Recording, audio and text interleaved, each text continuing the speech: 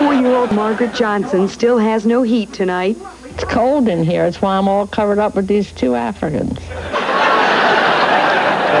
Just unbelievable conditions. All the folks out there at the Hodag just sweltering under bright blue skies. There's no lakes or anything around there they can take a dump in and take a dip in, actually. And we have lots of water to... Now, you see the guy that hopped over the fence? He's being chased by the police. And the dog, he is a member of the police team. He's really trained to get his man.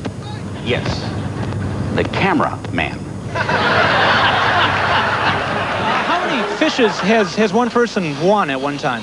As many, probably. It is up to about 10. You're kidding. 10 fishes at one time. Okay, well, thanks, and I guess I'm a lucky person tonight, Fish and Tracy. Again, all the fun down here at the Festival Center at Tom McCall Waterfront Park. Did you call me Fish? Yeah, is that what you said? Fish and Tracy? I think you did.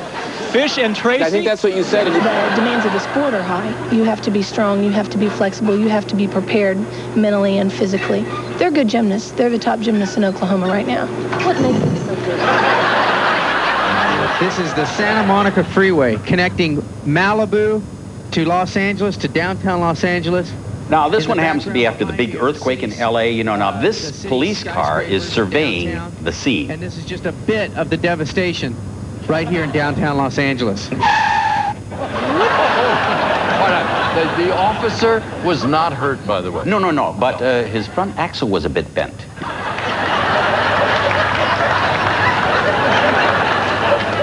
Redistricting is typically done every 10 years after the census count is in, so all the supervisors have about the same amount of people per district. Turning on the lights again now. They expect the number to be 71. Now, watch the background in this shot. Forcing 3 judges. One problem, none of the defendants were notified. Penalties were really good.